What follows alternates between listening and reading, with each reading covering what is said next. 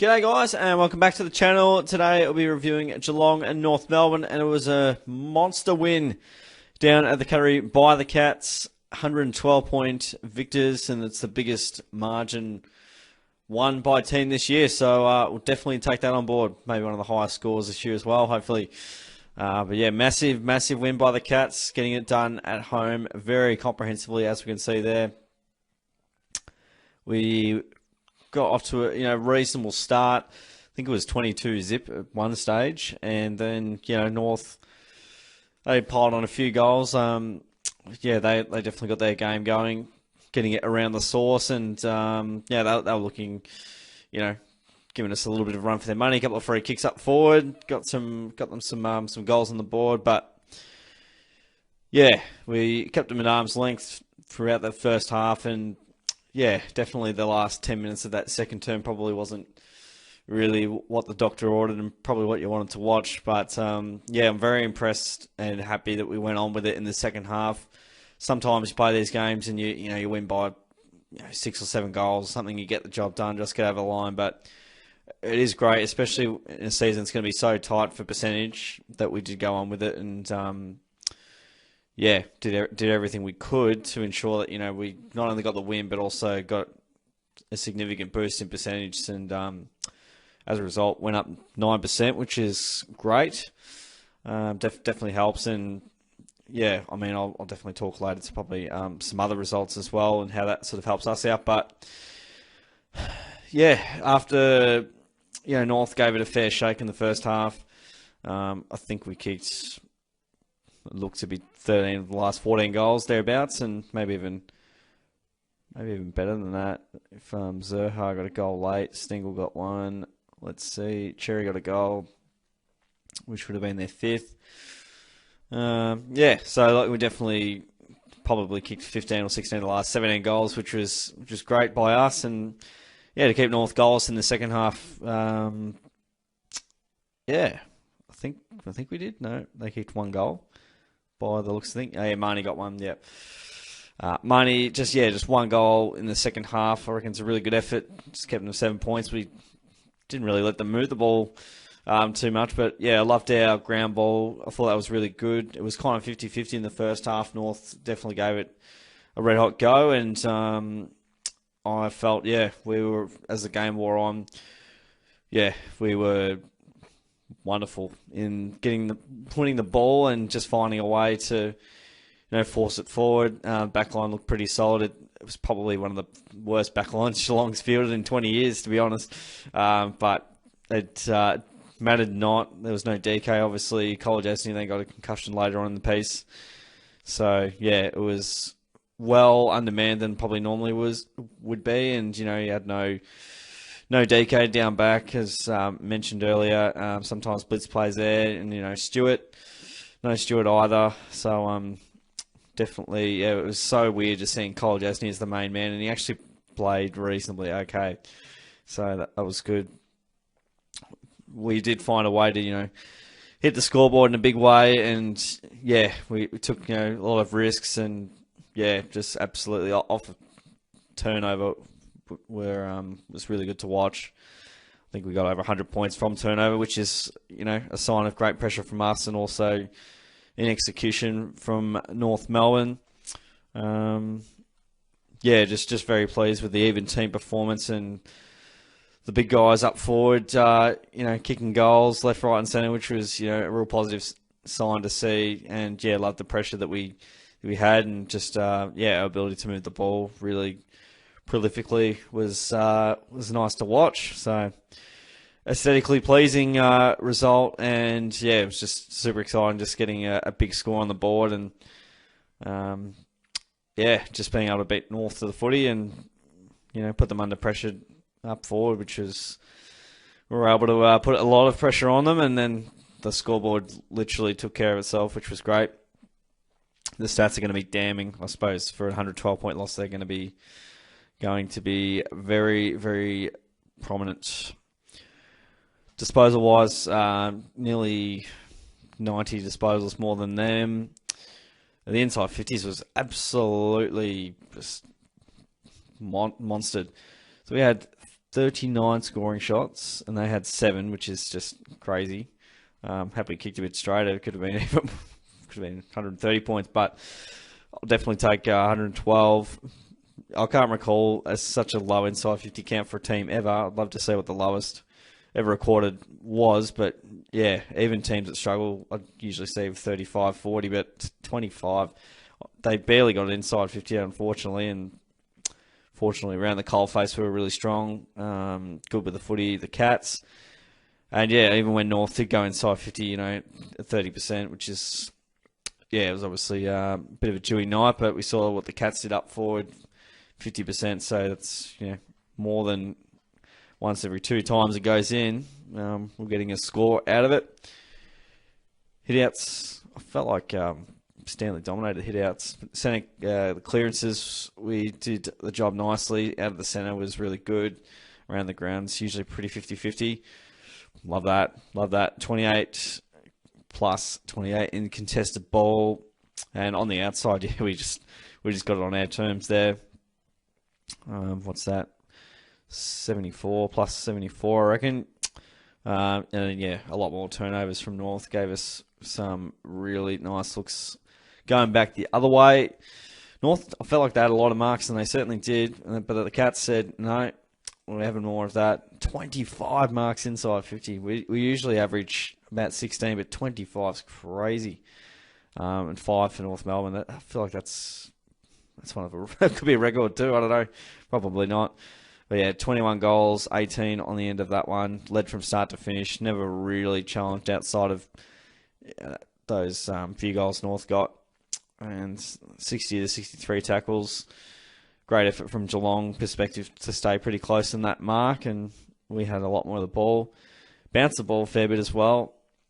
And yeah, early on it was weird. We were sort of taking it pretty easy, and North had good looks because we probably didn't apply that pressure. But hopefully something was said at quarter time and half time to sort of go, guys, don't take them too easy. Just keep it level headed. So that was a bit of a look at the game in terms of statistics.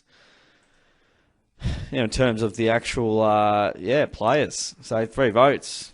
Let's get in the votes. Jeremy Cameron. 30 disposals, 4 goals, 3, 10 marks, 3 tackles. Got a clearance in there as well. Unbelievable game from Jezza. He's been incredible this year. I've loved his output, and he could have had a handful or even more. Loved the barrel. Loved a couple of snaps and set shots were really good. So yeah, he was very dynamic for your key forward. To get 30 touches is great. 2 votes to Tommy Hawkins. He kicked 6 goals, 3, 19 disposals, 10 marks. I've got a clearance and a couple of goal assists in there as well, which was awesome. Yeah, loved Hawk's game. It's funny, early on it looked like he was getting a bit of a bath by his old teammate Joshy Walker, but yeah, and he could have had a career high 8 or 9 tonight, but maybe another time. Pretty good on a dewy sort of evening. He was able to hit the scoreboard in a big way, and on the end of some really good work. And yeah, him and Cameron, 10 between them. And 1 vote to Cam Guthrie. He's in some incredible form. 1 goal, 29 touches, 7 tackles, 5 clearances as well. For only 70% time on ground, that's quite remarkable, to be fair. So, definitely some other players that quite stiff to miss votes, and I will give them personal mentions. Mitch Duncan, probably very close to getting a vote. His game 250, he was really good.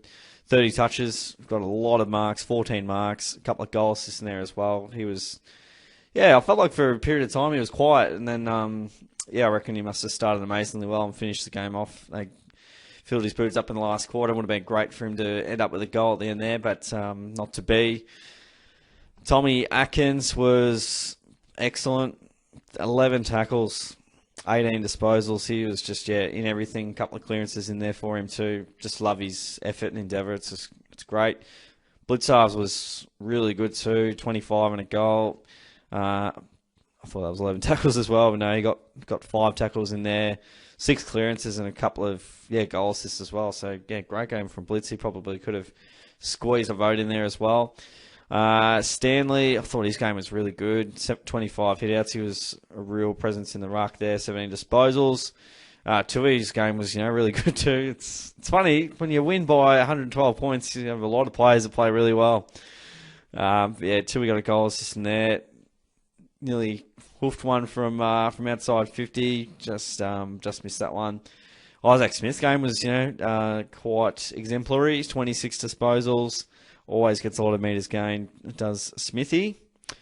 And a couple of goal assists in there for him as well. Dangerfield back in the thick of things. He started it all off and, kicked a great goal in, 11 seconds, which was, perfect. And just a nice game to, get him back into some form and just, get the legs going, I think, and hopefully set him up for a big second half of the year.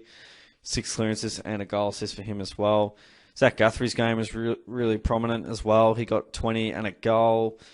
Close is always clutch. He kicked a couple as well. Never mucks around with the footy. Love the way he goes about it.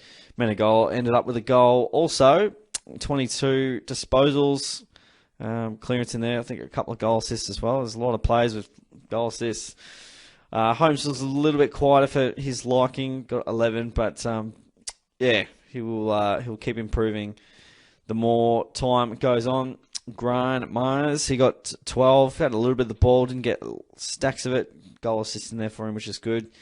And Stengel just continues on his brilliant season. A couple of goals next to his name and set up one as well. A couple of clearances for Tice as well. Sparkle Narkle played alright. He didn't get a lot of the ball, but he ended up on the scoreboard in a big way. A couple of majors there for him. A couple of clearances. Did the job nicely. And Henry took some really good grabs down back and took 5 marks. So, that was a good game from him. I really like Rowan's game. Obviously, he never gets stacks of the ball, but he was really, really clean and fresh, I felt. And 3 goal assists too, just a game high there. He was just lighting it up gave Hawke a couple there. And I think he ended up, don't know if it was Cameron, but I think he might have given one to Stengel as well. So, Rowan's game I was really impressed with. Cole Jasny actually played all right.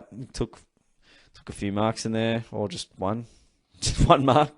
4 tackles in there. He had a good crack there and a clearance. That's crazy. So, he took the game on a bit, which was definitely new. O'Connor got a bit of the ball, but largely quiet. Took a few marks. Did his job nicely. Didn't have to defend too much. Hughes' run and dash off to the half-back line was good. He never gets a lot of the ball, but didn't have to defend a lot. Higgins came on as the medi sub. Didn't get a kick, but he got 5 handballs and a couple of marks next to his name. And -6 metres gained, so that's pretty funny. But, that's a bit of a look at the players. 112-point win, and we'll have a quick squiz at the ladder, which is looking very nice. I think that's possibly 6 in a row for Geelong, depending on when this one was. So, we won against Port Adelaide the week before. So, 6 in a row, which is great. Informed team of the comp, and I suppose that's why we're sitting second at the moment. Crazy to think that tells me that we were 5 and 4. It doesn't really make a lot of sense to me, but 6 in a row. We went on a bit of a run in 2021. I think we won 10 out of 11. The Cats just keep finding a way, which is really good. So that leads us to next week, which is a big one. 5-day break too for both Melbourne and the Cats. Thursday night football going to be massive. We know what happened at the Cattery last year. We know what happened in the preliminary final. That wasn't really what the Cats fans wanted to see on both fronts, really. Cats were 43 up in the third term, and to Melbourne's credit, they found their way back. And when they put the foot to the throat, we didn't have any answers, and we just didn't have any composure in that final term when Melbourne turned the heat up. In the preliminary final, we were definitely pretty battered and bruised, and it was just Melbourne's time. It was in their destiny to find a way. So I feel like we'll win. I don't, but I completely think Melbourne could win as well. I like the Cattery at home. They're pretty tough to beat down here. We tend to only lose 1 or 2 games a year. This could be the second one. If any team could beat us down the cattery, it could be Melbourne. But yeah, I'm pretty happy to go with us to get the job done in what's going to be a titanic affair, and probably we'll go right down to the wire, I would have thought.